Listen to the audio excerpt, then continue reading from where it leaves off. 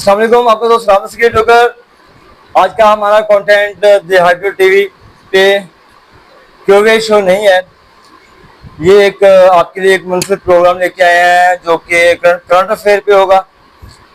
Current affair से मिलती जुलती चीज़ें जो कि पास्ट और फ्यूचर्स को जो है आपस में मिलाती हैं। तो इस पर आज का जो करंट अफेयर है, सबसे अहम और सबसे ज़रूरी जो है कंटेंट आज का जो है वो आप सब जानते हैं कि मुहर्रम अल हराम साल का पहला महीना जो है वो हमारा इस्लामी महीना चल रहा है। तो सब जानते हैं मुहर्रम के दिनों में जो है सबसे एहतराम का महीना है, जिसको अल्लाह पाक ने कद्र वाले महीने बताए हैं। कुरान पाक के में भी है कद्र वाले महीनों का जो जिक्र है। गालबन 3 है या 4 महीने हैं कद्र वाले। तो अल्लाह बेहतर जानता है जी।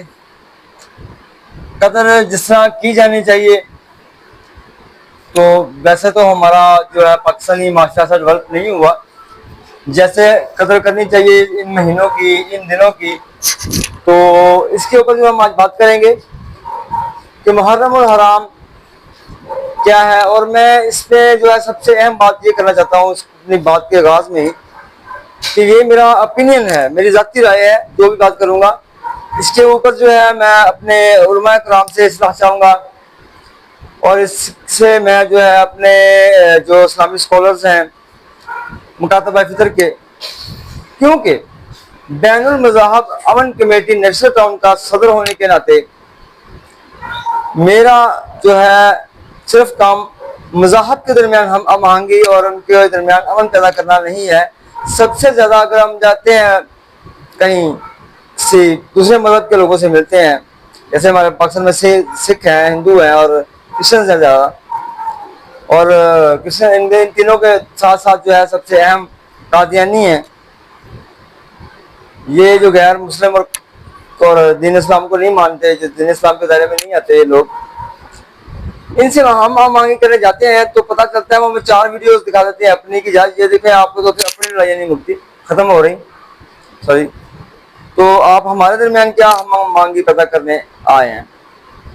तो ये एक नया टॉपिक है, इसके ऊपर मैं सबसे पहले मदद ख्वाह हूँ और बहुत ही ज़्यादा जो है अपने पाकिस्तान के उलमा कराम से और पाकिस्तानी जो है इस्लामिक स्कॉलर से अपने इस्लाह के लिए ये बात करना चाह रहा हूँ।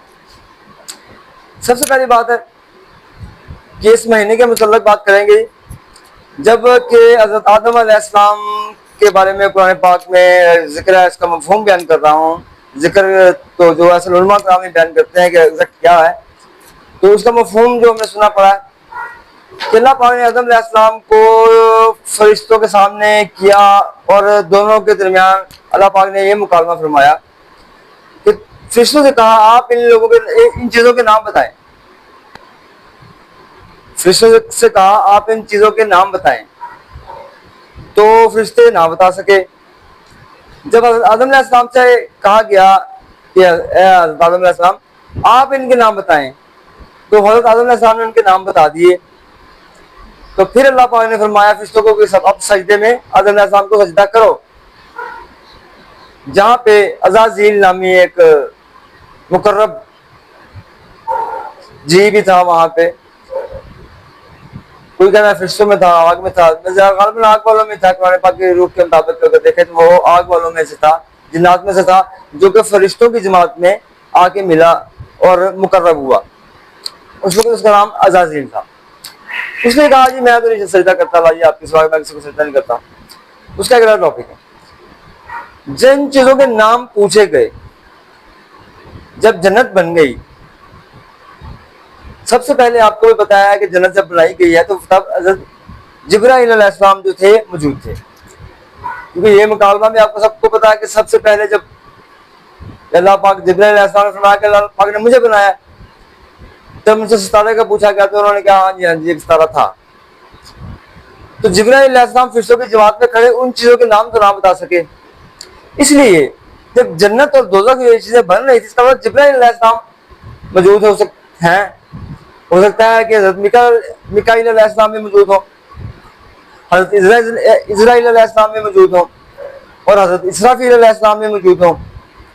लेकिन हज़रत जिब्राइल अलैहिस्सलाम मौजूद थे, क्या फरिश्तों की जमात में उन्होंने अल्लाह का हुक्म सुना और वो उनके नाम बता सके?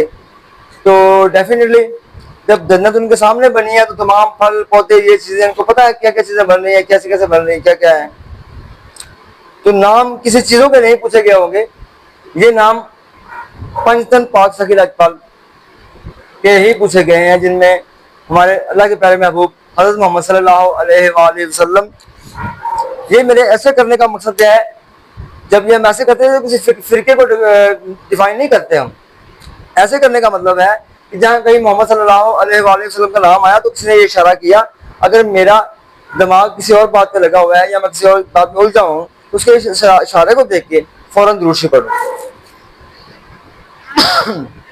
सॉरी क्योंकि हज़रत मोहम्मद सल्लल्लाहु अलैहि वसल्लम के नाम पे आने से फौरी दुरूद शरीफ पढ़ना लाज़िम हो जाता है। तो ये जब इशारा होता है तो कोई बंदा अपने किसी चीज में उलझा है, किसी दिमाग की उलझन में है, तो उसके इस रिएक्शन को देख के जो है वो दुरूद शरीफ पढ़े, इसलिए होता है। हज़रत मोहम्मद सल्लल्लाहु अलैहि वसल्लम का और हज़रत अली वलीउल्लाह करमुल्लाह वजहुल्लाह ऐनुल्लाह अली मौला मुश्किल कुशा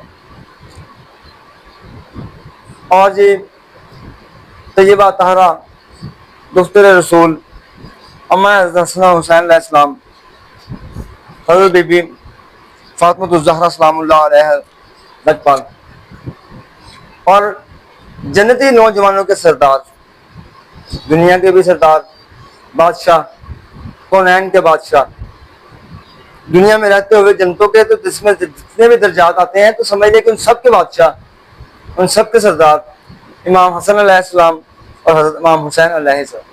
ये अलैहिस्सलाम का जो रोला भी